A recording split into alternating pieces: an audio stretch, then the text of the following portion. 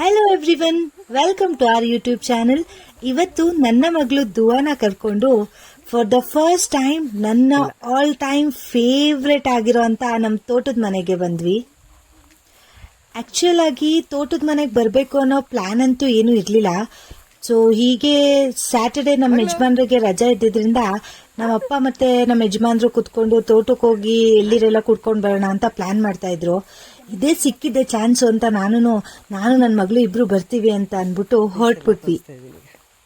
ಈ ತೋಟದ ಮನೆ ಅಂತೂ ನನಗೆ ಆಲ್ ಟೈಮ್ ಫೇವ್ರೇಟ್, ಯಾವಾಗಲೂ ಫೇವ್ರೇಟ್ ಆಗೇ ಇರುತ್ತೆ. ಯಾಕೆ ಅಂತಂದ್ರೆ ನನ್ನ ಅರ್ಧ ಬಾಲ್ಯದ ನೆನಪುಗಳು ಇಲ್ಲೇ ಇದೆ. ಅದಕ್ಕೆ ಈ ನನ್ನ ಫೇವ್ರೇಟ್ ಜಾಗ ನನ್ನ ಮಗಳಿಗೂ ಕೂಡ ಫೇವ್ರೇಟ್ ಆಗತ್ತೆ ಅಂತ ಅನ್ಕೊಂಡು ಕರ್ಕೊ ಬಂದಿದ್ದೀನಿ. ನೋಡೋಣ ಅವಳ ರಿಯಾಕ್ಷನ್ಸ್ ಎಲ್ಲ ಹೇಗಿರುತ್ತೆ ಅಂತ. ಈ ಗ್ರೀನರಿ ಎಲ್ಲ ನೋಡಿ ಅವಳಂತೂ ಯಾವಾಗ ನಾನು ಕೆಳಗಿಳಿಸ್ತೀನೋ, ಅವಳು ಯಾವಾಗ ಆಟ ಆಡ್ತೀನೋ ಕೆಳಗೆ ಅನ್ನೋ ತರ ಆಡ್ತಾ ಇದ್ಲು. ಸ್ವಲ್ಪ ಬಿಸಿಲಿದ್ದರಿಂದ ನಾನು ಅವಳನ್ನ ಕವರ್ ಮಾಡ್ಕೊಂಡು ಕರ್ಕೊಂಡೋದೆ. ಬಟ್ ಅವಳಿಗಂತೂ ಯಾವಾಗ್ಲೂ ಬ್ಲಾಂಕೆಟ್ ಹಾಕೊಳ್ಳೋದು ತಲೆ ಮೇಲೆ ಅದೆಲ್ಲ ಇಷ್ಟನೇ ಆಗೋದಿಲ್ಲ. ಅದಕ್ಕೆ ಉಪ್ಪು ಅಂತಿದ್ದಾಳೆ ಒಂಚೂರು. ಬ್ಲಾಂಕೆಟ್ನ ತೆಗ್ದಕ್ಸಕ್ಕೆಲ್ಲ ಟ್ರೈ ಮಾಡಿದ್ಲು, ಬಟ್ ಆಗ್ಲಿಲ್ಲ. ಈ ತೋಟದ ಮನೆ ನನ್ಗೊಂಥರ ತುಂಬಾ ಸ್ಪೆಷಲ್.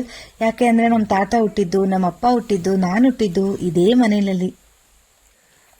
ಇಲ್ಲಿ ಇವಾಗ ಸದ್ಯಕ್ಕೆ ಅಲ್ಲ, ಯಾವಾಗ್ಲೂ ನಮ್ಮ ದೊಡ್ಡಪ್ಪ ಮನೆ ಇರ್ತಾರೆ ಯಾವಾಗ್ಲೂ.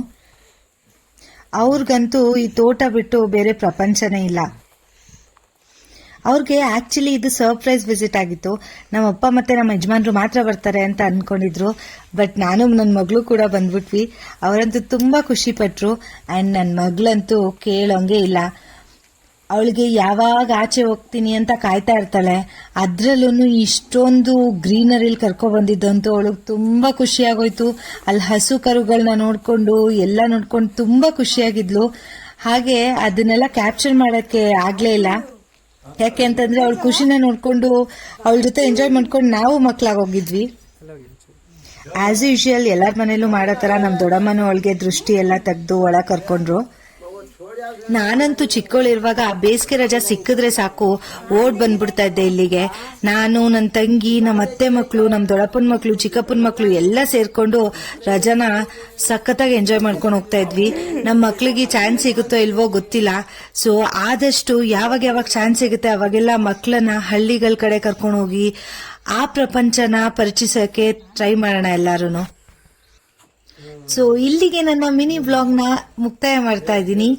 ಈ ವಿಡಿಯೋ ನಿಮ್ಗೆ ಇಷ್ಟ ಆಗಿದ್ರೆ ಲೈಕ್ ಮಾಡಿ, ಶೇರ್ ಮಾಡಿ, ಹಾಗೆ ಸಬ್ಸ್ಕ್ರೈಬ್ ಮಾಡ್ಕೊಳ್ಳೋದನ್ನ ಮಾತ್ರ ಮರಿಬೇಡಿ. ಹಾಗೆ ಮುಂದಿನ ವಿಡಿಯೋದಲ್ಲಿ ಸಿಗೋಣ. ಬಾಯ್.